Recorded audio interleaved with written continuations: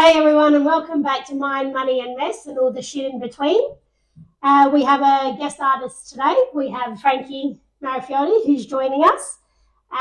He's an ex-semi-pro footballer turned entrepreneur, now running multiple cafes and restaurant venues, as well as his mentoring program, Arena Coaching, where he helps people unlock their potential and perform at a higher level.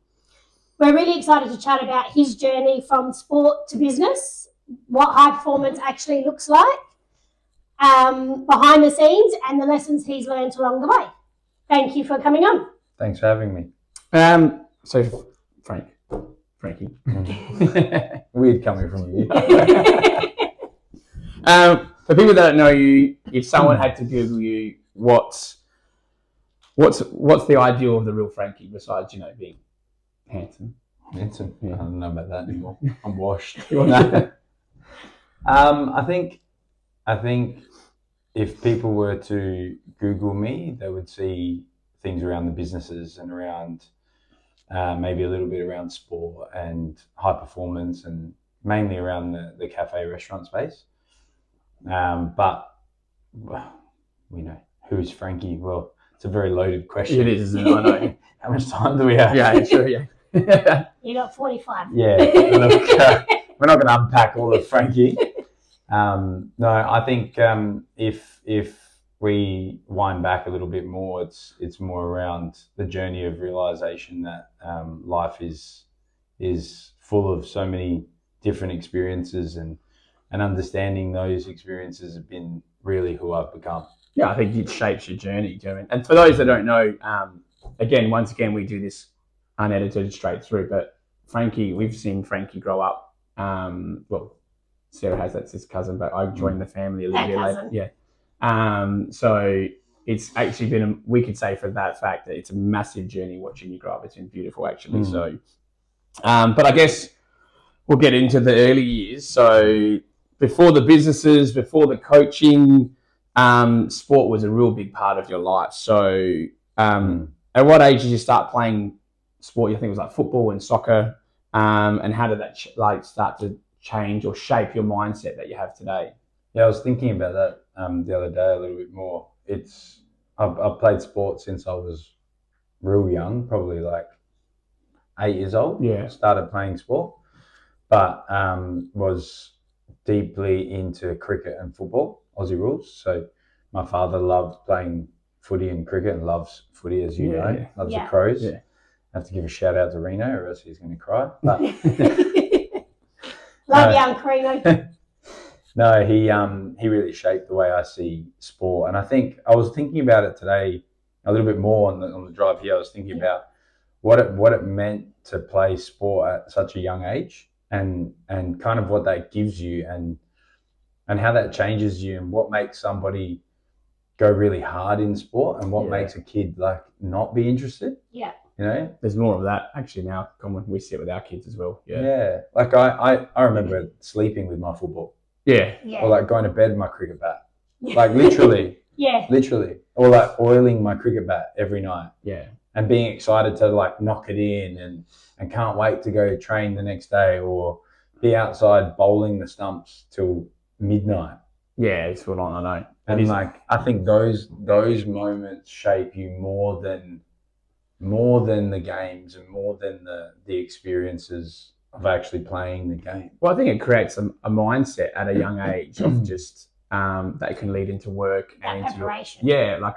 Of course, it translates across everything. Yeah, but the difference is obviously the older you get, sometimes the fun goes away. Yeah. So, but you still got the passion, you know what I mean? Yeah. So it creates, because then I know a lot of people talk about high performance, like now with sport, all we hear is high performance. You know? But I'm like, what does that really mean? Yeah. How's that any different to when we were 6? Yeah, no, it's not. The difference is that there's an emphasis on it now. Yeah. So in the past, you just expected athletes to be high performers. They are. Yeah. But do you think that's more because of the commitment these days? There's social media, there's all that stuff. So kids aren't as committed as to, say, when we were growing up. Yeah. We didn't have that. Or more distraction they have now, I guess. Yeah. Yeah, I think there's so many aspects to it, and I think there's the pressure of being an athlete and being a performer. And I think young kids don't know, especially like, look, we're in Australia. Yeah. It's a different Yeah. world compared to, we were just talking about it before, but it's a different world to coming from the favelas in Brazil. Yeah. It's different to actually achieve. Like I was reading an article this morning on a young boy, an athlete who's in from Colombia. He's 29 now. He had his first child at 11. Well, how does that even work? His daughter's 21. Well, we know how that works. Oh yeah, I know how that works. He's 32. His daughter's 21. So he had his first daughter at 11, and she, with the mum was 14 at the time. Wow. And that's like a normal thing in their cultures. Yeah, it is. To have those moments, to have those experiences, and then to try and figure it out. Yeah. For him to even become an athlete after that is insane. Yeah. The mindset is completely different. He has four children. That comes down to that mindset. Yeah. I'm 41 and I've got 2 kids. I'm still working it out. But like it's because you've got nothing else to fight for. Like they have to fight. Yeah, that's get different. Because their life and their culture is so yeah, they're so far. And I think when I was thinking about reminiscing about my own childhood about sport, that's all I saw as my only way out in a way. That's all I wanted to do. Yeah, was play sport. I didn't want to study anymore. I couldn't go to school. I hated it. Yeah, I would write notes in my diary and leave every day. Shout out to his teachers. Well, I guess the one thing is like, because obviously you're in the sporting world, we're coaching now. We won't mention some of the names that you coach, but we can say they're in high level of soccer and basketball and stuff like that. So I guess one of the things that people always probably ask you is just what separates a good athlete from an elite. From an elite athlete, yeah. So, I was talking about this the other day too. It's for me, everyone's talented, right? And when you get to that level, when you get to, even some aspects of semi-professionalism all the way into professionalism, everybody's talented. Yeah. But what sets them apart for me is their character. So the things that we were just talking about, what drives you and how determined are you going to be and it's those little things like the consistency, like real boring things. Yeah, your 1% just showing up all the time and like committing to the, Ben Keys from the Crows, he is amazing at the little things. He really cares about those little things, his nutrition, his sleep. He's I think number 5 in the AFL for the most games played in a row. No, wow. Like 260 something games in a row without being injured. Jesus, you don't actually notice that stuff, do you? No. Patrick Cripps is the other one. He's like 400 or 300 something games. Your mate from Carlton. Yeah. He like. Go Carlton. Yeah, I can't win at the moment, but But yeah, I think it's those little things. It's the determination, the dedication to your craft. Yeah. And it's like hairdressing. Yeah. Like you go back to when you started hairdressing and think about all those little moments of the craft, building the craft. Oh, I cheated through trade school, everything. I didn't do anything. No, but we know that. Like, okay, Anthony is like the shortcut guy. Yeah. That's exactly There's a way around it. Yeah. Be friends with your teachers. You know what I mean? Like, it's good. No, I get it. And it's building that craft. That's true. Yeah. I think that's the biggest thing for me. But would you say these days is talent overrated compared to work ethic? But what would you pick? What would you? If I was to say that, you say sport or work or both? In general, like sports, work. If someone had talent, or say someone didn't have as much talent, but the work ethic was there. Yeah, I think your work ethic will get you further. Yeah. I think your. Do you think that's just because consistency? Well, I think like if you look at like the guys who are like elite, like people like Michael Jordan, Kobe Bryant, but everyone wants to refer to them as like the pinnacle, LeBron James and Messi and Ronaldo. But we only see the end product now. Yeah. It's the amount of work that they have had to put in and that commitment. Like Ronaldo is a perfect example of it because he showcases all the commitment. I when I've compared like Ronaldo and Messi, there's always that debate. I just think Messi's like talented. Yeah, I reckon Messi just was born talented. I know he works hard, but I see Ronaldo as just like it's because you see machine. you see Ronaldo as a machine. Yeah, you see all I just the look at that and he's like, yeah. that. If you agree or disagree with Anthony, let us know.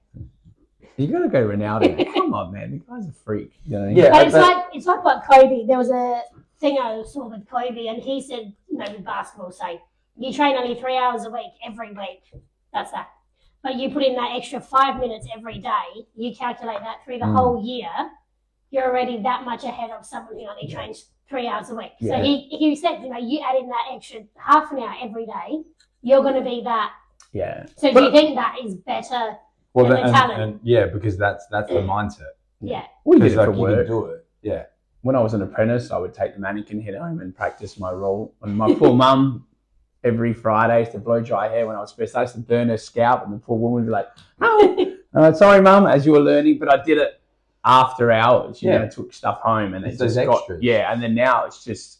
I think when you reach a certain level, you forget about. It's automatic. Yeah, I forget about the hours that you put in it because it's just normal that I just. Well, I was talking to one of the basketballers the other day, and I was saying to him, "Do you think about breathing?" No.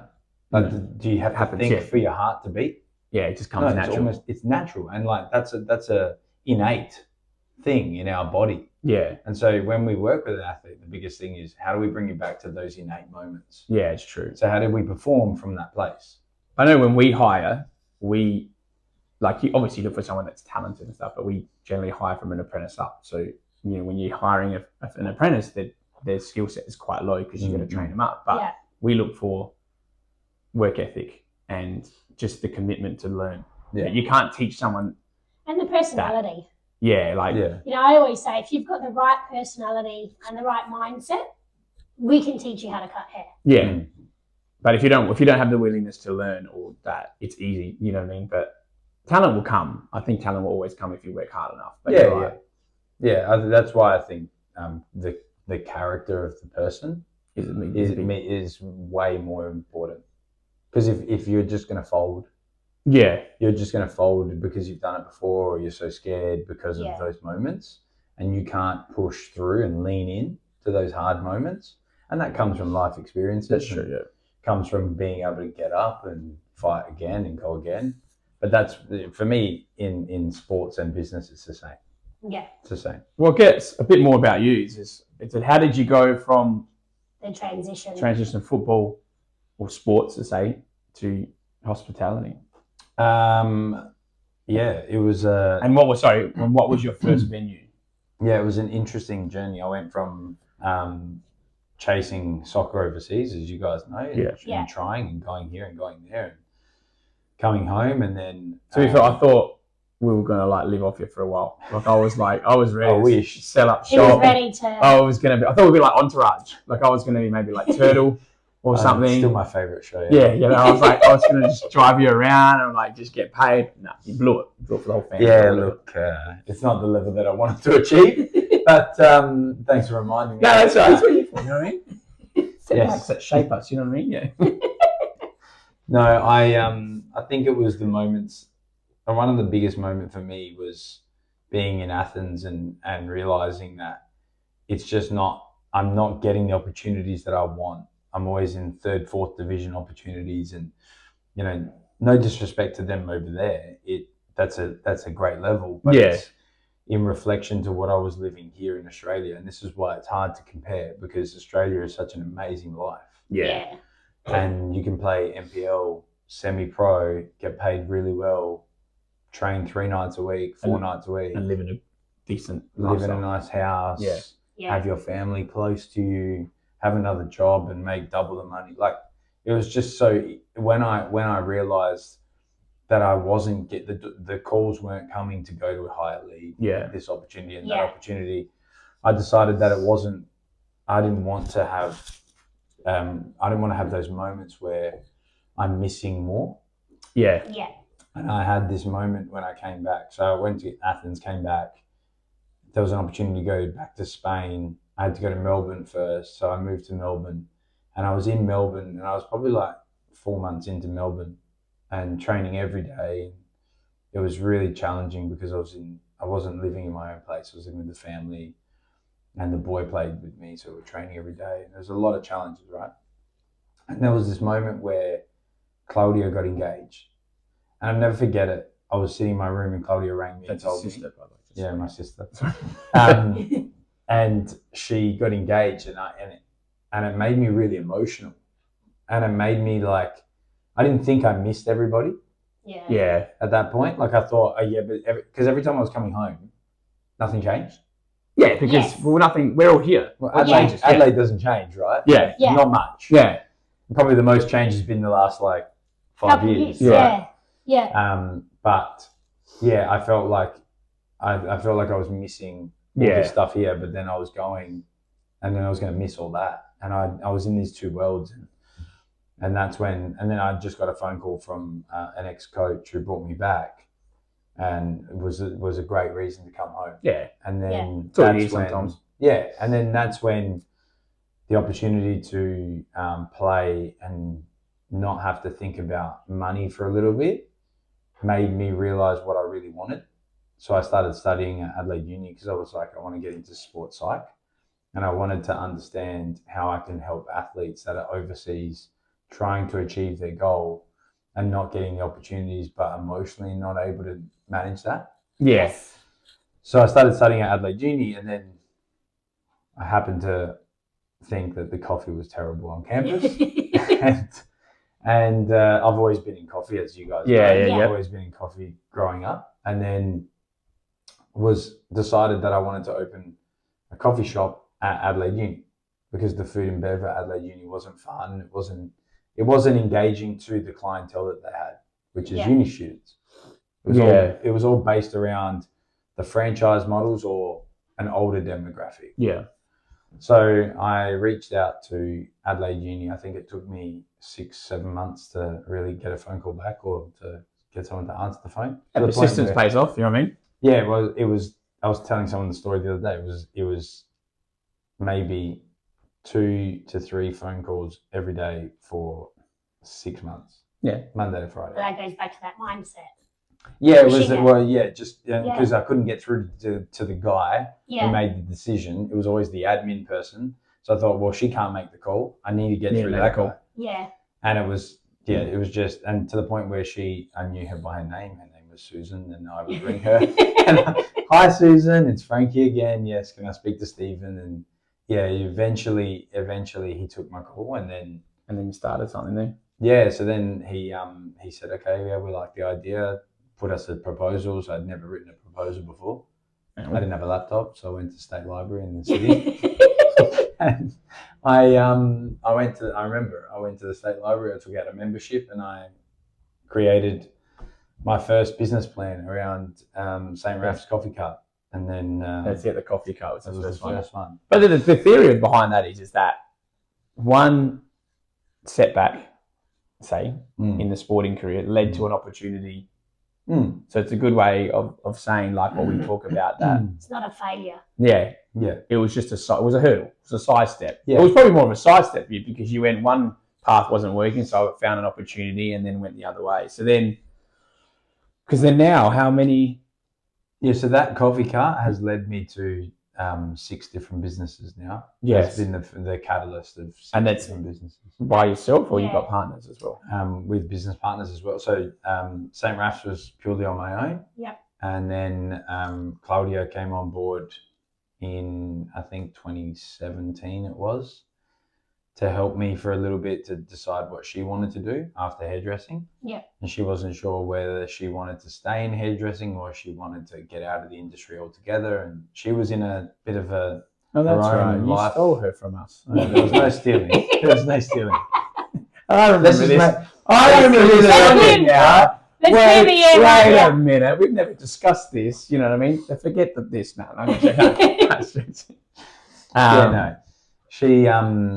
She decided that she was going to come do 2 or 3 days a week and just give me a hand, because the coffee cart started really doing well, and the law school of Adelaide Uni got really behind it. And then I was talking about trying to make the space bigger, so going from a coffee cart to like a shipping container on campus. Yeah. But the way that they wanted to structure the lease deal was just astronomical for someone just starting out. It's just not possible. So we stayed as a coffee cart, and then Uni SA approached us to do the second business, which was Since I Met Harry. And then which is at McGill. At McGill campus, yeah. McGill Uni SA, which is now the University of Adelaide as a merger. Yeah. And then, so Claudia came in on that with me. And then on the back of that, we did the State Library and RCC and the Royal Croquet Club and a few different things. And now there's Blueprint, there's... Blueprint in the Santos building in 60 Flinders Street, and then Burnside. Reno's. Yeah, Burnside. Bernie's at Burnside in the Burnside Village. Yep. And then Reno's at 45 Peary Street. It's not bad. Not bad, Frank. We've got a new one opening up in 4 or 5 weeks, I think, now, in 30 Peary Street, called Minnie's Espresso. So that would make number 7. 7? Yeah, so there's... I'm losing count. I don't know how you're going to keep no, only because I keep throwing the coaching business in the side there and I keep forgetting about it. Yeah, no, that's cool. So with all them, what mistakes do you think you made early on? And what's something about running restaurants or cafes that people don't realise if they were like starting out? Or I think just general business advice which people don't think about and talk about is just as simple as registering a business name. Yeah. Right, or registering a company. I think a lot of people, like when I first did St. Raf's, I had someone who helped me a little bit, but the advice was wrong. But it's one of those moments where you don't know.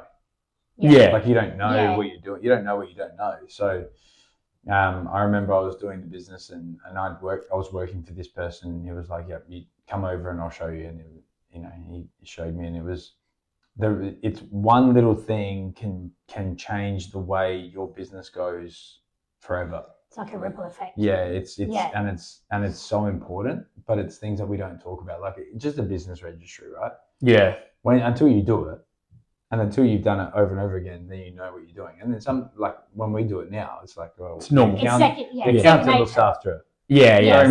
When you first start, we made heaps of little, mistakes. I'm going to call them micro mistakes, and it just led to, like Sarah said, become bigger problems later. But it's lessons. But it could become like when I did St. Raf's, what happened was we registered it in a third-party website, right? Not through the ATO's website, not through the ASIC. And then it kind of fucked you anyway. And so someone else owned it. So that website owned my name. Because what they would do is they take a fee, they would register it, they own it, and then you got to keep paying them. Oh. And I didn't know that. Who would know that?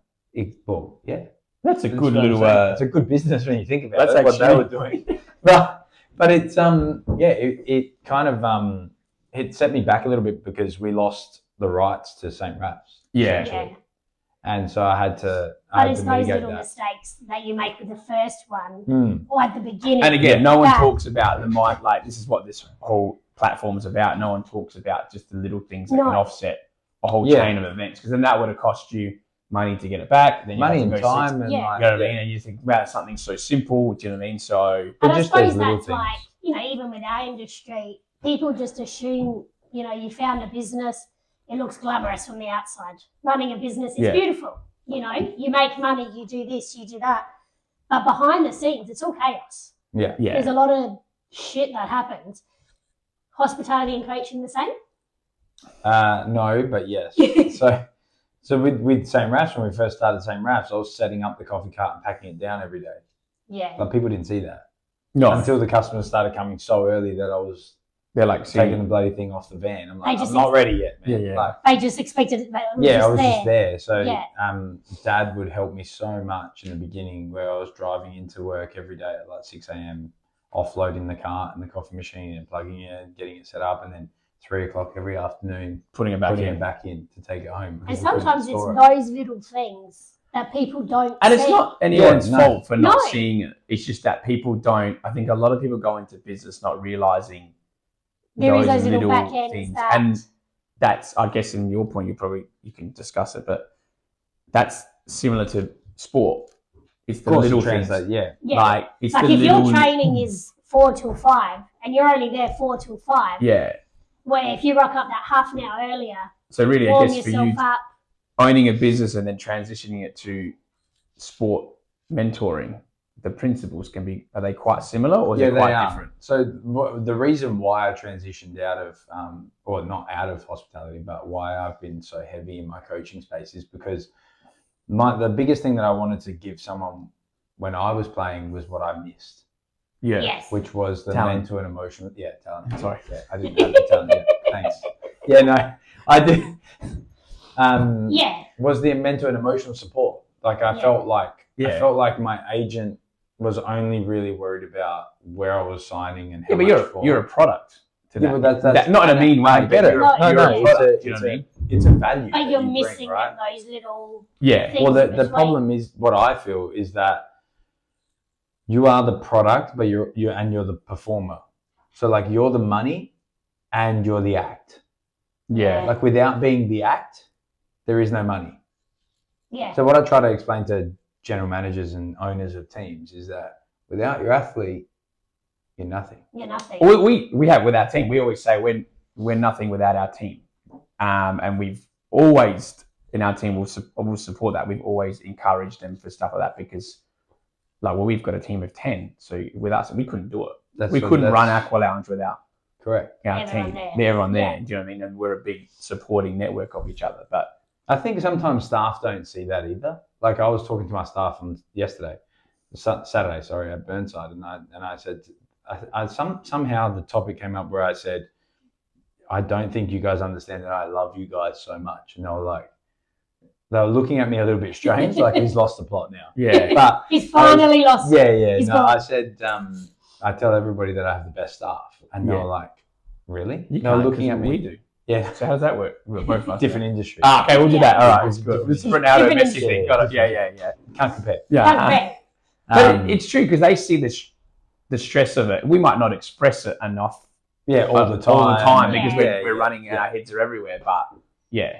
Well, and like I have people in the industry that ask me how come you can keep staff or how come staff want to stay with you. Like I see the same staff. Yeah. And then you hear people say, "Oh, I see new staff." Well, that's the industry. Yeah. Because it's uni students and it's we don't have an apprentice scheme. No. Only in the kitchen, right? Yeah, but not in the front of house, especially. So for us, it's like a lot of short-term employment, and how do you help them stay along that journey and want to be there? Yeah. So you create the environment that helps them. So I suppose talking about staff, how do you go managing them and managing the staff, managing the teams, keeping them? What is it that, because obviously your industry is, like we were just saying, is very different to ours. Ours is almost like a long-term effect, where yours more in the if they're serving and that they are uni students, there's a different end goal. Well, there's an element of not an element. There's ours as a career path. Yeah, not saying that hospitality isn't, but there's an element that people are like, okay, I'm studying, I'm going to do this, and then once I get my degree, thank you for your time. Well, now move on. It's true. Hospitality has never been a career path or seen as a good career path. Yes. Or a lucrative one. So do you think that's changing? Yeah, I was just about to say. Because I feel that's changing in hospitality, where I feel I suppose, look, it was hairdressing when we first started. When I first started 23 years ago, you became a hairdresser because you didn't know what else you wanted to do. Yeah. And it was looked bad upon. Yeah. But now it's a thriving career. Hairdressing, it's a career. And I feel hospitality's taken that turn. Yeah, it has. It has. A lot more people are starting to lean into, because they want to enjoy their workplace. Yes. They want to enjoy what they do. Yeah. So if you're enjoying being around people, fast-paced, having those types of conversations, and you enjoy food and drink, then you would love hospitality. Yeah, you'd love to be, and you don't want to leave. And when you leave, you feel the difference. If you go from hospitality to a office job, it's different. It's completely different, and that's what usually happens. Yeah. Is that they'll go. Oh no, I need to kind of upgrade my life. Yeah. And because they're upgrading financially or whatever else. Yeah. But wherever we move one way, you sacrifice the other. Yes. That's what I always tell people. So you always have to understand both sides. Yeah. So I think for me, it was staff has always been like, how do we make them really understand that they are so much a part of this team and this organization, they're such a key piece of this. Yeah. And that they feel that. That's the biggest thing. how do we make them family? Yeah. Well, I think you just got to treat them that way. That's probably the generations of owners now, is that Yeah. we're actually a lot more Yeah. connected to our staff. Yeah, and talking to them and showing up for them And understanding what they want as well Yeah. out of it. and being with them like we're owner operators. So Yes. like obviously we're in the businesses with them. Yeah, true. Yeah, I we always do that. talk about like being in the trenches with you. We're not just sitting on the side just watching you burn. Yeah. We're with you. We're burning We're with burning you. together. Yeah. Literally. Yeah. And in your eyes, what makes a good leader? Oh, it's another loaded question. That is a loaded question. I genuinely feel that a good leader is someone who can trust.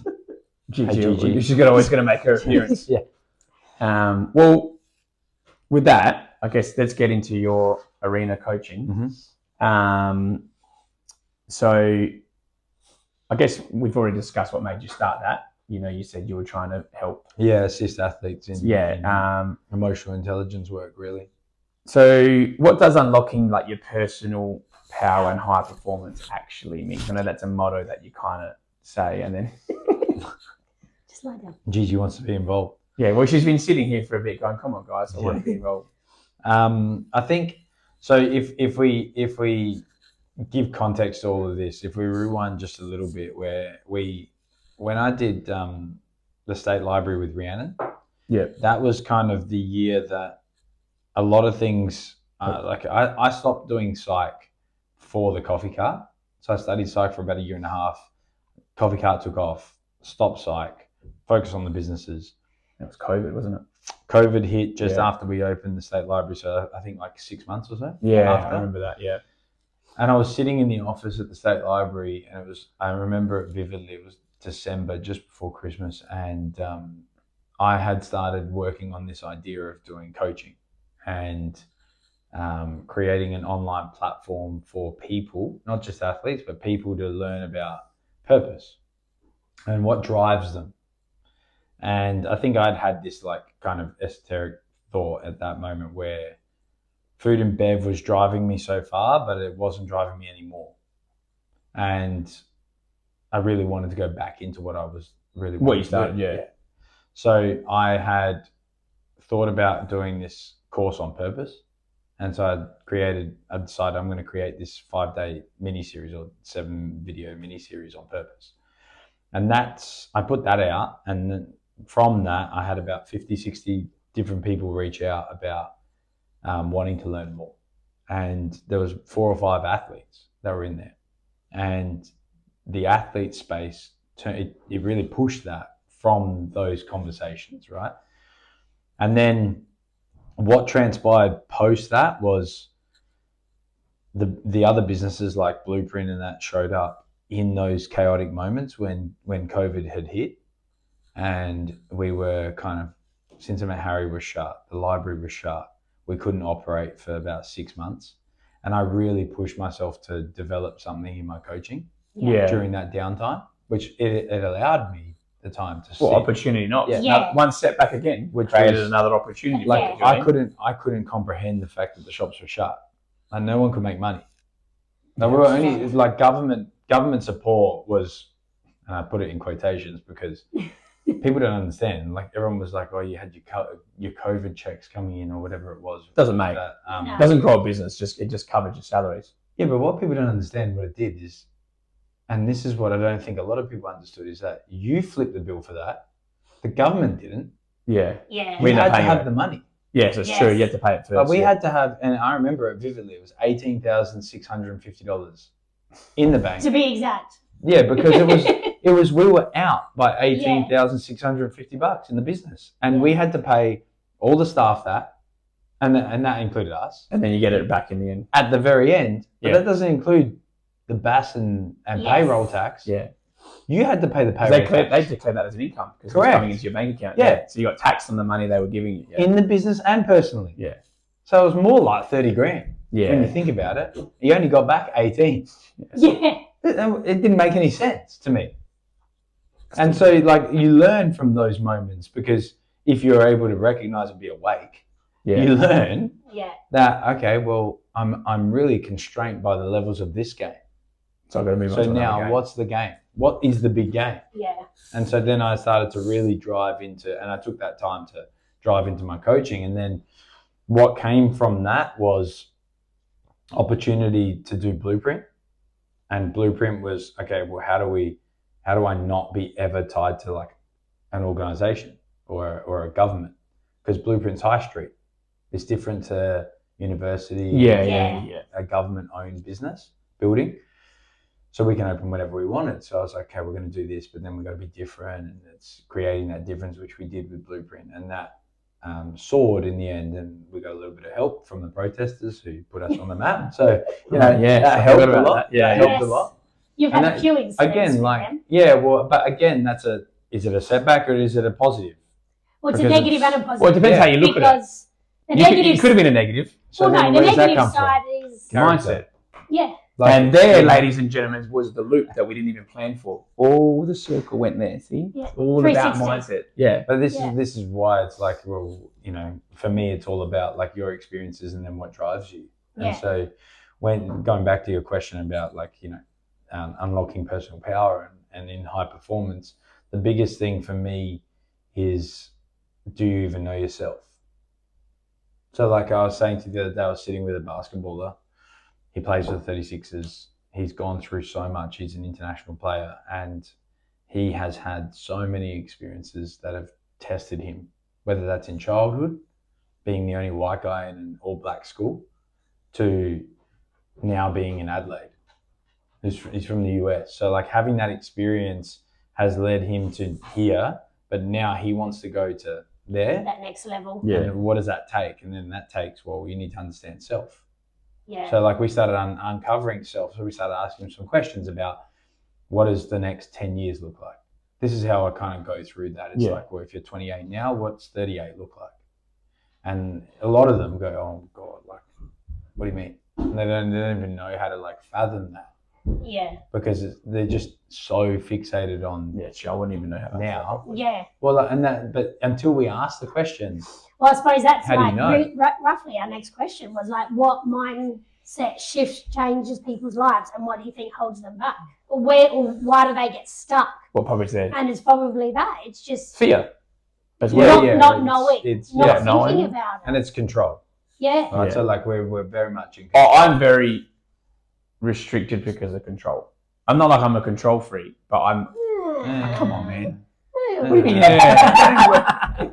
It's not fair. Families stick together.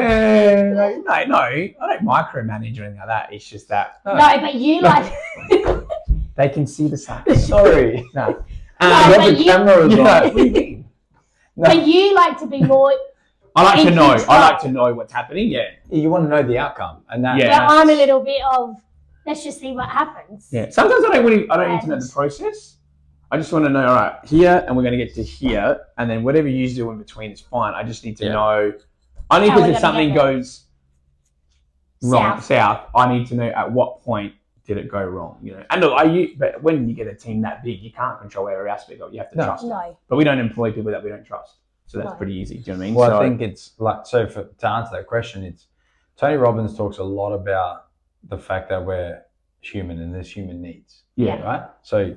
Two of the big human needs is certainty and uncertainty. We need to be, we are a walking contradiction, and life is a walking contradiction. Yeah. And I talk about this lately more than ever before, is the paradoxes of life is that, and if Nick ever watches this, he's going to take the piss out of me because I always say it is and it isn't. So something is, but it isn't at the same time. You sound like my dad. It's an old chop thing. Yeah, it's because it comes from like wisdom in life. It's like, it doesn't matter because it just is. Yeah. So when Tony says like you need certainty and uncertainty, that's why we have things like safety moments where we really need to know everything and we have to have that certain thing. But then we'll be a gambler at the same time with this complete push the uncertainty. boundaries. Yeah, like you need to have that uncertainty. That's just our marriage. But certain, uncertain. But this is exactly what I'm saying. So like even in relationships, you need to have spontaneous moments, or else it becomes boring as shit. Yeah. Yeah. Like even in life, you need, if you're not. You need someone to push the boundaries. Well, you have to have those. You have to have those moments in your life. You have to have those people in your life, but you also have to be that. Yeah. You have to be certain in moments, and you have to be uncertain in moments. And I think those things are so important of understanding who we are. You should make that a t-shirt. What's that? I don't know. Be certain in your uncertainty. Yeah, but that's what it is. Like you have to be comfortable. T-shirts. I'm copywriting that. T-shirts coming soon. Yeah, we're going to do that one. No, I think it's like you have to be really comfortable in being uncomfortable. Well, I suppose, like you've said, you do coach and speak to some of the players from the 36ers. And I know you do a bit with, I think, is it the Adelaide United girls? Women's, yeah. Women's. So what are habits? Or was more so in the past. Yeah. What are the habits of high performers and what keeps them motivated? In your eyes, anyway. What do you feel? I think motivation is, again, that's another one that's getting a little bit reloaded these days, because a lot of people talk about motivation and you know, either I am really motivated or I'm not. Yeah. Or they don't even know how to get motivated anymore. Yeah. Because when you've been playing the sport, it becomes like normal. It's like it becomes everyday life. Yeah. It's going to work, right? Yeah. And so I was talking to somebody recently about sport, and they talked about how there's no room for emotion in sport, and I was kind of shocked because it's like the biggest place for emotion. Yeah. I can understand that line though. Yeah, you get it from because you Yeah, get I it get from a business sense and a point of like, well, we can't get too emotional because you need to be able to make decisions. Yeah, I guess Because if you're too emotional, how can you make those decisions? That's why we work right? well together, because we've talked about this before. Because I'm the numbers and she's the I guess the character. You know what I mean? So she said we work it together. Mm. You need to have the emotion. Oh, you have to. I've learned that now. You have to. Yeah, emotion. We can't have anything without it. No. There's no soul. No. Yeah. Well, Like that's what shapes the soul of a business as well. You gotta have character in it. Yeah. Correct. Yeah. And like, if you don't, how can you? There's a reason why they're saying now. Like, I don't know if you saw this, but like going into AI art cannot be copyrighted or what do they call it? It can't be like owned. So any AI product that's making art cannot be copyrighted and sold. Anything that's made by a human, yes, because there's no human aspect of it. Yeah. There's no soul inside that There's no piece emotion of art. to it. There's no emotion. There's no nothing. There's nothing to it. No, that makes sense. Yeah. Actually. Right? It's all robotic. So when it comes to like, coming back to your question, if there's no connection to soul, I think that's the biggest thing for me. So how do we get there? Well, we have to understand self. Yeah. And so then we have to And ask ourselves sometimes it's those. the emotion that drives you Of course. to be better. Well, you know, like you win, you lose. You know, those losses. Well, like if you don't know yourself, how can you know what drives you? Yeah. Yeah, that's fair enough. So this is what I was saying to one of the boys the other day. It's like, you're 38. What are you going to be doing? Well, I'm going to be probably coming out of my career. Okay, then what? I don't know. Fuck, if you don't know, Yeah. how am I meant to know? How is it? How start a anyone- coffee shop with you? Well, like, yeah, but like, you got to plan. You got to be able gotta to know. Like, it's like I said this. To You might not go another- down the path, but you got to have an idea. Well, I said this to another athlete the other day. He's a basketballer from San Diego, 24 years old, 2 kids, married, and playing at a quite high level. Right, wants to go even higher. And I said to him, it's like the archer shooting a bow and arrow. Right, he's looking at the target. He's not looking at a white wall that's the size of. Yeah, it's a doodle. It's a He's small... looking at this bullseye, and he's so fixated on that bullseye, because if he doesn't hone in and it's the only thing he can see in that moment, one little millimeter off, he's gone. Yeah. Right? It's those little things, and for me, it's not about like looking at the bullseye every single day. It's about the bullseyes at the end. How do we scale it right back to these little moments now? Yeah, to make that. Yeah. Right? Those little, and it's the young girl that's in Germany now, we've been working together for 4 years. we did this task, we did this exercise, and I've got a piece of paper that when I start with someone, it's pretty much half the size of this table. Yeah. And we map out kind of where they want to go. And we ask these questions to get to like 5 and 10 years. And she signed in Germany within 2-3 days. She was over there. She played the first game. We got on the first call and she was like a mess, right? Because it's just a whirlwind. Went from country Victoria to Nuremberg, Germany, and 5 times the money and all these things, right? And we're sitting on the first call and I said, do you remember the first day we sat in Adelaide when she came to Adelaide? And she was like, oh yeah, a little bit. And I opened up the piece of paper and it said, within a 5-year window, she wants to be signed in either Italy or Germany. And we did it in 4. Yeah. And it's all from those little moments. And she didn't, when you reflect in hindsight, you forget that. You see all those moments all the hard times, all the times where she wasn't playing and they were telling her she's not good enough and her ankle was so bad that she had to have operation after operation. She didn't think she was going to make it. And then to like snowball that because you believe and you commit, you snowball that into that, which now you're getting momentum. Everything shapes to that one moment. And that's the motivation, is being able to see those little moments, those really hard moments, and dig deeper and lean in harder to your belief. Yeah. I guess push yourself through. Before we wrap up a few things, let's we'll do the messy side of your success. That's part of it. So we're not going to say, we don't like to use the word failure because you're still here. What are the lessons? Yeah, I was going to say, what's your biggest setback? What's your biggest setback that you had? I know you spoke about COVID, you've spoken about your personal, but like say in business, like what's something that you could share? Because like with our platform, we like to more talk about the things that don't go right because everyone sees the things that went right. Positive sides. Everyone sees the negative sides. Everyone talks about, it's like a gambler. They always tell you about the winnings. No one tells you about your losses. You know what I mean? So what's one of the biggest losses? I think for me, I've been very, very, very, very lucky and grateful to say that I haven't had to go through a major like financial loss, but that doesn't mean that it hasn't been hard as hell. Like I started my first business with $600 in my pocket. I had nothing. Yeah. Like I was making money from soccer, but I had no idea what the hell I was doing, and I was blowing everything. Like I was spending money on just going out with friends and having a good time and that was a good time. Yeah. Like, you know what I mean? Like, dumb, silly things. But you just good memories. What a time to be alive back then.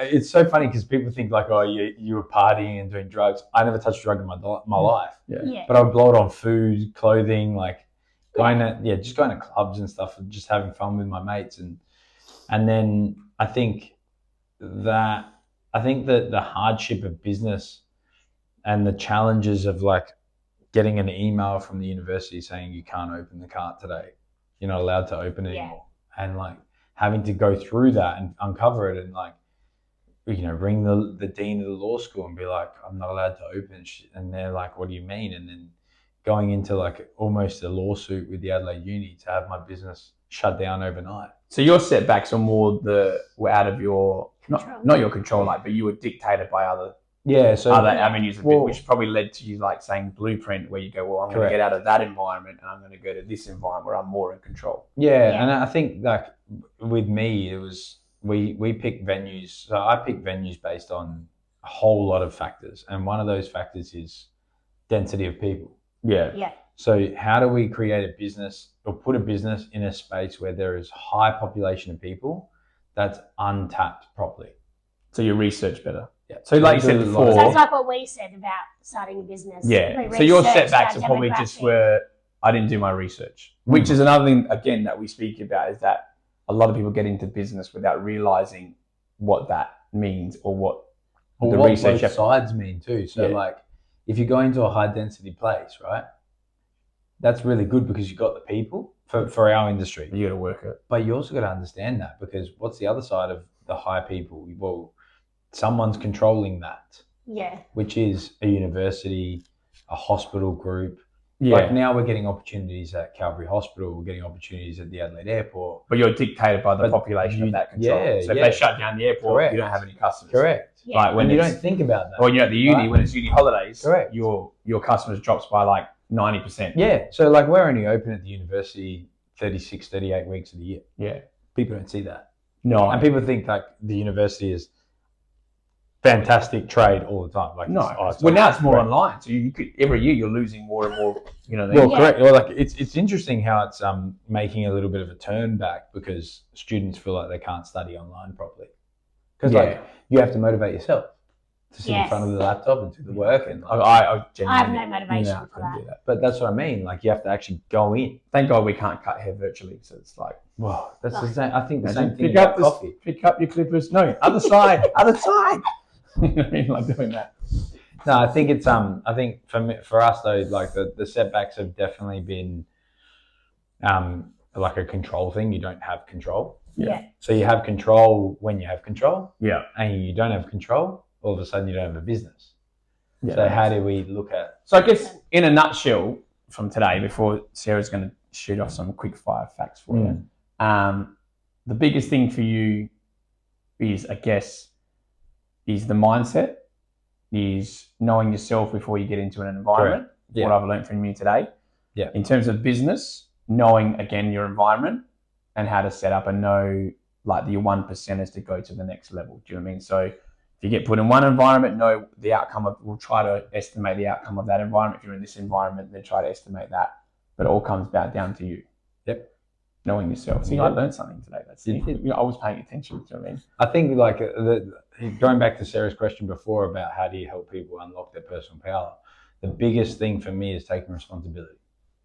So if you can't take responsibility of yourself, Yeah.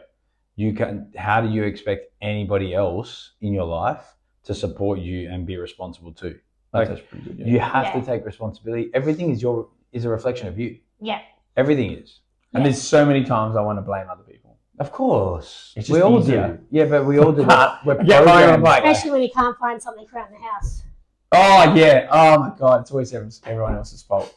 Like it's When just he loses his car keys, but he's the only Yeah, one but who every finds it. day I lose my car keys. I will say that now living at home by myself for the last 3 years, it's well, like with Jade, but then with myself, is everything is my fault because if I can't find something, I'll probably put it No, somewhere. no.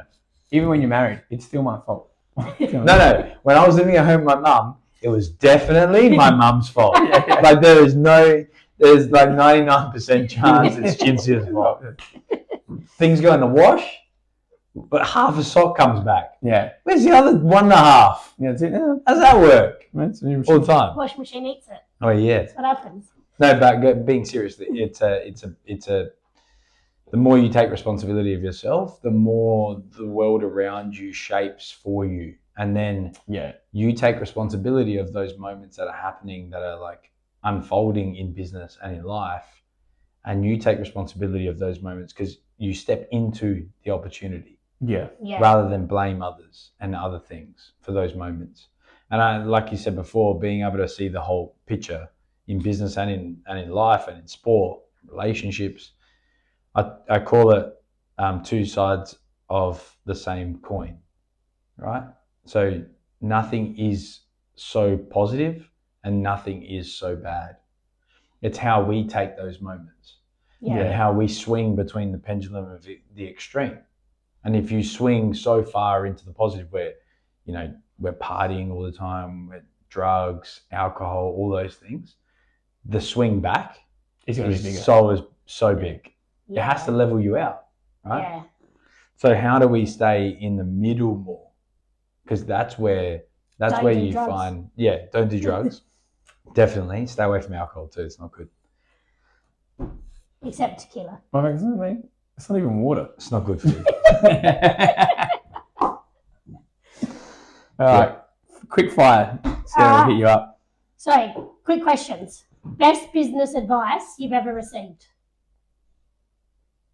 Best business advice I've ever received. You understand the definition of quick, right? Yeah, sorry. Because I'm thinking about like all the advice that I've been given in my life, and what do I think actually helped me, or what do I think? Because I think everything is everyone's Or experience. is it just you've taken what everyone's given you on board? Well, like and what taken worked? bits I'm thinking from- like what person who told me what? Because obviously Roberto Cardoni from Chibo Espresso has been a mentor of mine for years and an amazing mentor, but my life experience is very It's different to different. his. You know, Yeah. he's a 60-year-old guy. I'm 36. It's a different generation. I think you take You're on every. 36. Yeah, I'm 36. Fuck, now. I'm getting old. I reckon you take on every bit. I think the answer to Took that. that personally about my own age. I think you know what it's like. Absorb everything. Like I always say, like people say, I think we had kids that give us advice about kids, right? And every child is different, right? And It's your experience too. Well, we let them know that we're just going to take everything in, and then we're just going to use bits of what everyone did. Yeah. Of course. That's a bit, yeah. And it's perspective though, because your perspective is going to be different to others. Well, I guess that would also answer the worst advice, so we won't go down that one. What's the worst advice? No, so No. same. So, best advice is being able to take something that someone has given me. What I've realized is do everything you can to put your best foot forward. Yeah. Whatever that is, in any aspect of the business, is do everything that you can to put your best foot forward, and that means maybe getting there early for the first day of work, or maybe the way we present. Like, Yeah. I think people don't take pride in Presentation. themselves anymore. No, I agree with that. Like we talk about it with our staff all the time, and this isn't about degrading, or this isn't about putting an expectation on somebody that isn't their own choice. It's about how we represent our brand, and you're an image of our brand, Yeah. and you are an image of me. Yeah. If we want to go that far, Yeah. and I am an image of you, and I tell them this. This is the same thing about taking responsibility. I tell my staff all the time, smile. Yeah. Like it's so small. Yeah. And that little hello. Yeah, like and we get our staff get compliments all the time about their service. Yeah. But it starts from just those little things. It starts from, and I tell them, did you look at yourself in the mirror this morning?